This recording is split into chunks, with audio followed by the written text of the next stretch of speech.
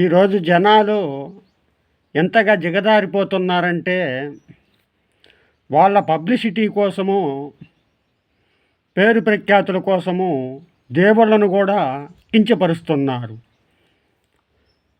రాముడు దేవుడు కాదంట, ఆయన ఒక రాజు మాత్రమేనంట, రావణాసురుడు దేవుడంట. మరి హిందువులం అయి ఉండి ఈరోజు రామాలయం లేని ఊరు లేదు. ఎంతోమంది బాగా చదువుకున్న వాళ్ళు రాముని గుడికి వెళ్ళడం లేదా, ఆయన్ని దేవుడిగా పూజించడం లేదా? మరి ఈ నాస్తిక పైత్యం ఎందుకు ఇంతగా రెచ్చిపోతుంది? వాళ్ళేదో సర్వము తెలుసుకున్నట్టు, వాళ్ళే ఇందులో జ్ఞానులైనట్టు, గ్రాడ్యుయేట్లైనట్టు, మిగతా వాళ్ళంతా అజ్ఞానులైనట్టు. రాముడిలో ఎంత నైతిక విలువలున్నాయి. ఆయన్ను దేవుడు కాకుండా ఆ రోజుల్లో ప్రభువుగా ఎవరు రాజుగా అనుకోలేదే. ఆయన అరణ్యవాసం టైంలో లక్ష్మణస్వామిని, సీతమ్మ వారిని తీసుకొని ఏ ప్రాంతానికి వెళ్ళినా కూడా ఆ ప్రాంతవాసులు ఆ యుగంలోనే రాముణ్ణి దేవుడిగా వాళ్ళు భావించి ఆ గ్రామం అంతా ఇండ్లలికి ఒక పండగ వాతావరణం నెలకొనేది.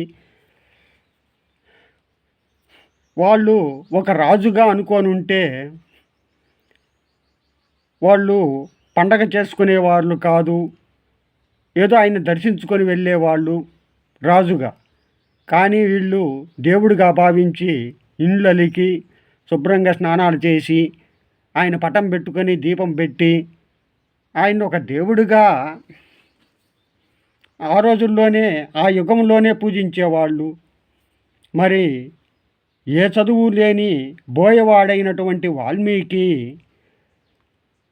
కేవలం రామనామంతో ఇంతటి అపార జ్ఞానం ఎలా వచ్చింది? ఆయన దేవుడు కాకుంటే రామాయణాన్ని ఎలా రచించగలుగుతాడు? ఎక్కడో పంపానది దగ్గర ఒక అనాగరిక కులంలో పుట్టిన శబరి రాముణ్ణి దేవుడిగా భావించి పూజించి ఆ రామతారకాన్ని నిత్యము అభ్యసించి ఎంతో శక్తివంతురాలుగా తయారవుతుంది, మనకు ఆదర్శంగా నిలుస్తుంది. మరి ఆమె దేవుడిగా ఎందుకు పూజించింది? రాముడు దేవుడనే కదా ఆ రోజుల్లో మాతంగముని శబరికి చెప్పగా విని ఆమె సాధన చేసి చరిత్రకెక్కింది. అంతటి గొప్ప భక్తి కలిగినటువంటి శ్రీమూర్తి శబరి. మనకు భక్తి లేదు, పాడు లేదు, ఏ బొంగు లేకుండా దేవుడు కనిపించడం లేదు, దేవుడు లేనే లేడు అని ఈ నాస్తిక పైత్యం ఎక్కువయింది. వీళ్ళకేదో తెలిసినట్టు.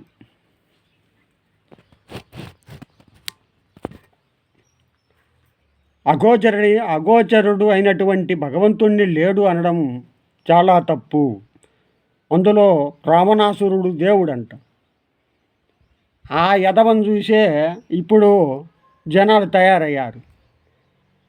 ఆడవాళ్ళని తీసుకుపోయి బలవంతంగా తప్పులు చేయడం, వివాహాలు చేసుకోవడం, ఇవన్నీ కూడా ఆ యుగంలో ఆ యదవ చేయబట్టే ఇప్పుడు జనాలు అలా తయారవుతున్నారు. అలాంటి వాళ్ళకు రావణాసురుడు దేవుడేమో కానీ మాకు మాత్రం కాదు, మాకు రాముడే దేవుడు. మరి రాముని కొలిచేవాళ్ళు ఎంతమంది గ్రాడ్యుయేట్లు లేరు? వాళ్ళందరూ పిచ్చోళ్ళ? వీళ్ళకే ఏదో సర్వము తెలిసినట్టు దేవుడు లేడు, ఉంటే ప్రూఫ్ చూపించండి. అగోచరుడైనటువంటి ఆయన ఏ విధంగా ప్రూఫ్ చేయగలం? లేడు అనడానికి మీరు చూపించండి ప్రూఫ్. ఇంకేదన్నా అంటే ఆ సైన్స్ను పట్టుకొచ్చారు ముందుకు. సైన్స్ గురించి వీళ్ళకే తెలిసినట్టు ఎవరికీ తెలియనట్టు.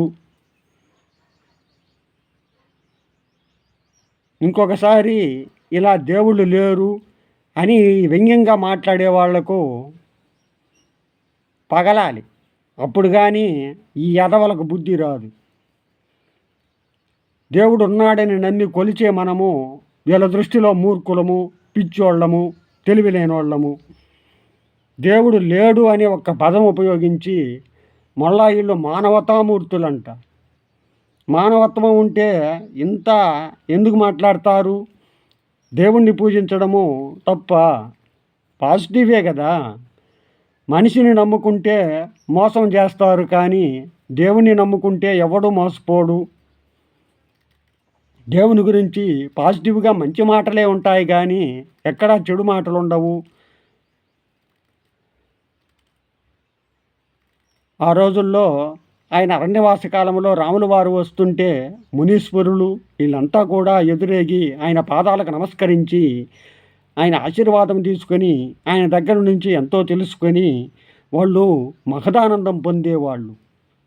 మరి వయసులో పెద్దవాళ్ళు అయ్యి అంతటి తపస్సంపన్నులు ఆయన దేవుడు కాకుంటే మరి వాళ్ళు ఎందుకు కాళ్ళు మొక్కుతారు?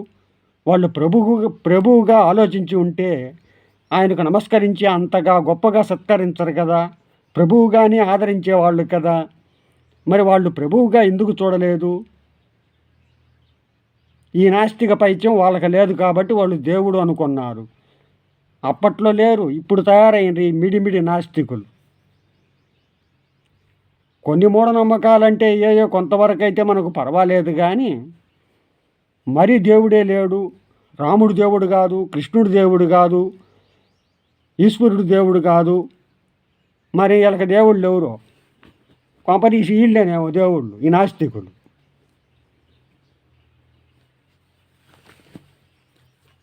ఈ పైత్యము ఇంకా అందరికీ ముదరాలని చూస్తారు. యూట్యూబ్లోకి రావడం, ఇంటర్వ్యూ ఇవ్వడం, వీళ్ళేదో బ్రహ్మజ్ఞానులైనట్టు, సర్వము తెలిసినట్టు విశ్వ సమాచారం. దేవుని గురించి అనే అర్హత, మాట్లాడే అర్హత ఎవరికీ లేదు. అందువల్ల రాముడు దేవుడు కాదు, కృష్ణుడు దేవుడు కాదు, ఈశ్వరుడు దేవుడు కాదని ఈ పిచ్చి వాగుడు మాత్రం వాక్కండి. ఇలా వాగే వాళ్ళను దబ్బరం తీసుకొని నోరు కుట్టాల. ఒకసారి పూజ అయితే రెండో దఫా భయంగా ఉంటారు. కడుపుకి అన్నం తింటానరో, గడ్డి తింటానరో, ఇంకేదన్నా తింటానరో ఏమో. వాళ్ళకేం నరం లేని నాలుగు ఏదైనా కూర్చోరు. వీళ్ళేదో గ్రాడ్యుయేట్లు అయినట్టు, మహాజ్ఞానులైనట్టు.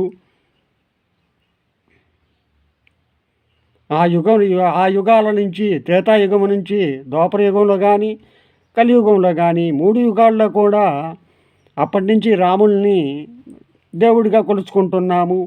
దేవాలయాలు నిర్మించుకొని గొప్పగా పూజించుకుంటున్నాము. అది మన హిందువులు అనుకొని అందరం ఒక కలిసికట్టుగా హ్యాపీగా తిరునాళ్ళు చేసుకోవడం, వాళ్ళది పుట్టినరోజు, జయంతి రోజు వచ్చినప్పుడు పండగ చేసుకోవడం, ఇలా మన సాంప్రదాయాన్ని పోగొట్టుకోకుండా చేసుకుంటూ ఉన్నాము. ఇవన్నీ వస్తుంది అని ఏవేవో కాకెమ్మ కథలు చెప్పి వీళ్ళేదో జ్ఞానులు, సర్వము తెలిసినట్టుగా పోజులు కొడుతూ ఉంటారు ఈ మూర్ఖులు, వేస్ట్ నాస్తికులు. నాస్తి అంటే లేదు. వీళ్ళ దృష్టిలో లేకుంటే మా దృష్టిలో మాత్రం లేకుండా పోతాడా?